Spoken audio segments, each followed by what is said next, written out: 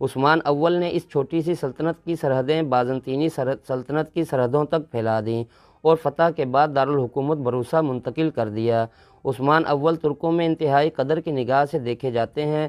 در حقیقت وہ بہت ہی اعلیٰ اوصاف کے حامل تھے، دن کے مجاہد اور رات کے عابد کے ساتھ ساتھ انتہائی شریف النفس، سادگی پسند، مہمان نواز اور فیاض اور رحم دل انسان بھی تھے۔ ان کا دور حکومت سلطنت عثمانیہ کی بنیادوں کو مضبوط کرنے کا سبب بنا۔ یہ عثمان اول کی ڈالی گئی مضبوط بنیاد ہی تھی کہ ان کے انتقال کے بعد ایک صدی کے اندر سلطنت عثمانیہ مشرقی بحیرہ روم اور بلقان تک پھیل گئی۔